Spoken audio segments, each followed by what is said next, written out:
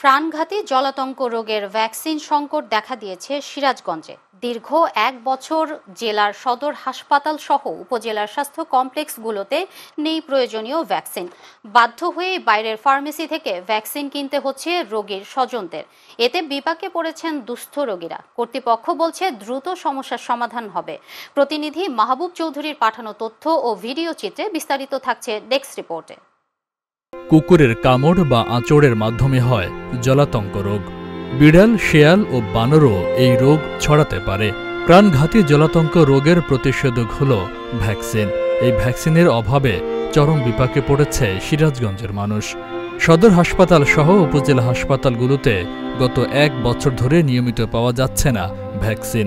বাধ্য হয়েই রোগীদের কিনতে হচ্ছে ভ্যাকসিন।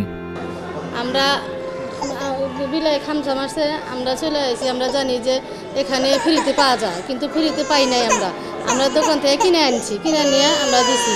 মনে হয় যে গরিব মানুষ, আমরা আছি হাসপাতালে চলে দিচ্ছে বিলাল খামসা, পরে এখানে নিয়ে আসলাম, এখানে ওষুধ নাই। পরে যে বাইরে তার ওষুধ কিনে নিয়ে আসে। আমি গরিব মানুষ, আমরা টাকা নাই, আমি কি করবো।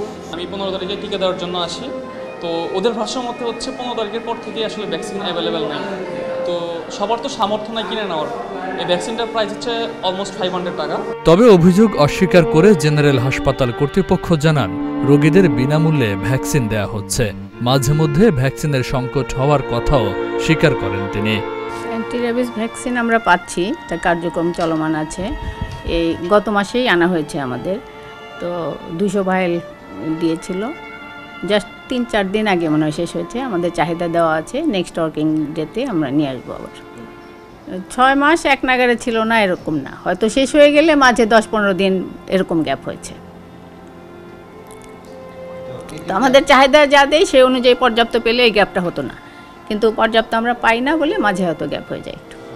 জানা যায়, জেলায় প্রতিদিন গড়ে 3 শতাধিক ভ্যাকসিন প্রয়োজন হলেও গত 6 মাসে সদর হাসপাতালে ভ্যাকসিন এসেছে মাত্র 500টি।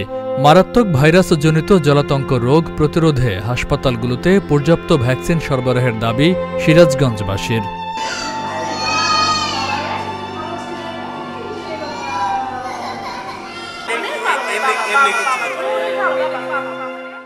Faisal Mahmud, channel S news desk.